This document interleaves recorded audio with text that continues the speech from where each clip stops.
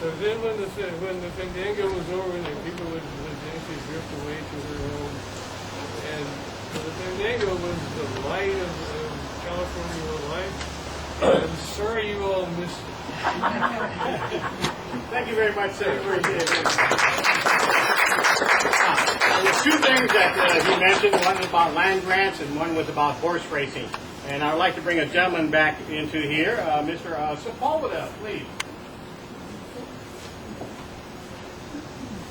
One of the families that was not very well to my liking, and I would tell you that because of the land grant. Basically, my land was all the way down, almost up to, halfway up to the mountains, down to the ocean on that side, to the river on this side. And they had squatters because of the Americans. They have what I think it was called the Homestead Act.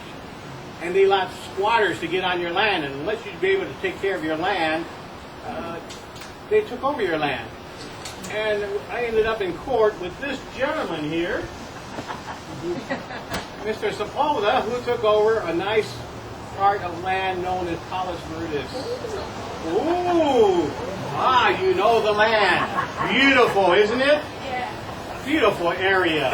And this gentleman got the permission, or got the okay. I got permission. And from who? From Alvarado. Alvarado, that womanizer, that lush from Monterey, that governor. Former governor of Alvarado. Yes.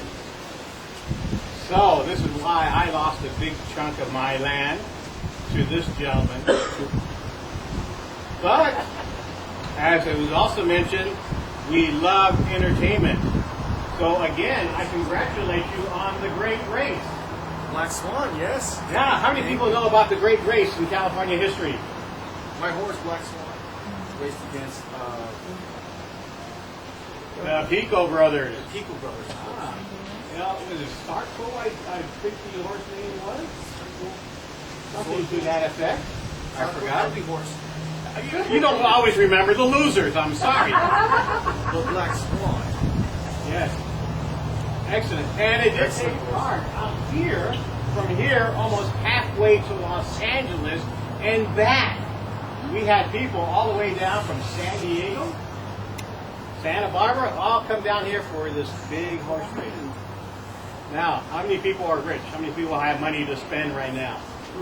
$50,000 in wages, in property, in goods, in clothing was waged on this one race. Can you imagine what that would be right now? Yes. And of course, the winner.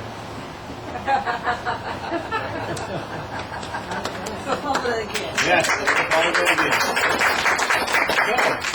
Let me ask you one question. Sir. Who did you bet on? I refuse to answer that. Of course, as any good person would do, is you bet a little bit on one person, on one horse, and then you come over and bet a little bit on the other horse with the other person, and hopefully you break out even. Yes, I did break out even. Thank you very much, sir. I appreciate it very much. Okay, so now we're getting to a point where in history where, all right, there was unrest in the United States. And of course, everybody knows the biggest unrest that we had was the Civil War. Now, of course, California had gold. So guess who would love to have California? The South. Guess who wanted to keep California? The North. Well, if you come over on the other side of the hill, a little place where there's a rock that has an eagle on it, I think the section area is called Eagle Rock. It was a hotbed of Southern sympathizers. And Mr. Banning, who lives, at the Banning Mansion, decided to come over and visit me and needed a little more financial contribution and to help out in bringing in the Union troops. So, of course, who came in? The Union troops. This, if you do not know, is where the drum barracks was created. It wasn't created before, it was created at the beginning of the Civil War. Banning actually gave up some land near his court and drum barracks was developed over there. And of course with financial backing from those nice friends of his. And of course Danny and Dominguez were very good friends. We developed drum barracks to keep the United California in the Union hands. But also besides drum barracks, if you did not know, how many folks have been to Catalina Island? There was also a fortification in Catalina. Because in the event California did fall, the Union will use Catalina Island as the launching pad in order to come and retake Los Angeles. So, sir, would you like to talk anything about your weapon there?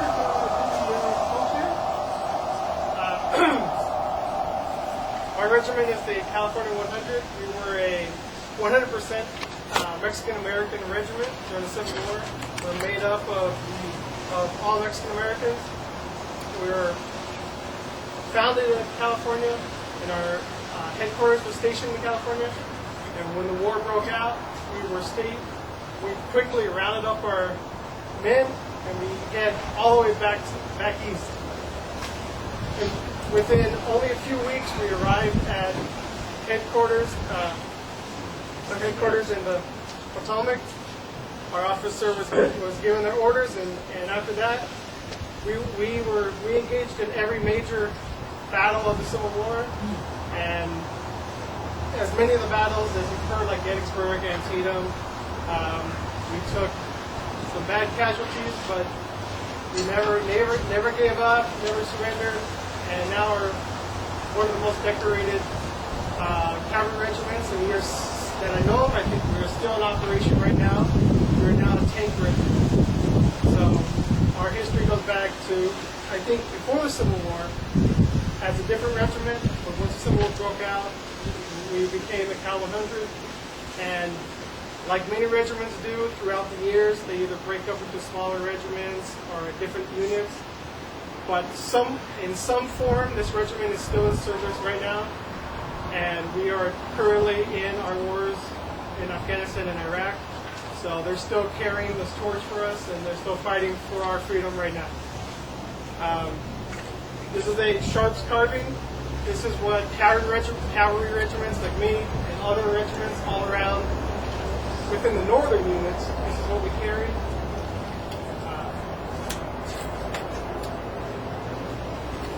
You get a round that the bullet mini ball would be at the top, followed by black powder. You put that inside. See how there's a hole right here? Put it inside, and then up. It cuts the bottom, the back of it off, and then we would grab a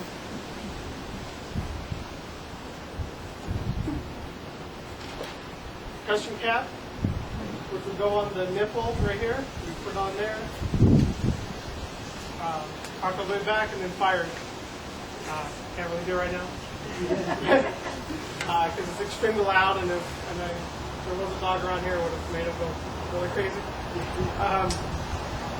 But this was super quick. This was our, repeating rifle back then. Specific units were issued the Henry repeating rifle, which will go on to be in, the Western time, where it's 7 shots, just boom, boom, boom, boom, boom. Before the war, this was our fastest. There is another rifle toward the end of the war. It was called the Spencer, which loaded from the butt. It could carry 7 rounds. So that one was our military equivalent to the Henry, where you could literally go and fire. It was that quick.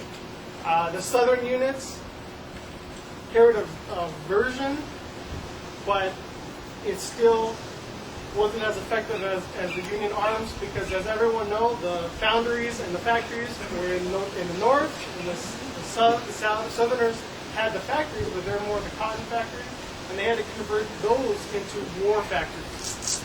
So most of the northern technologies came about quicker, they were more advanced, and could be mass produced more often.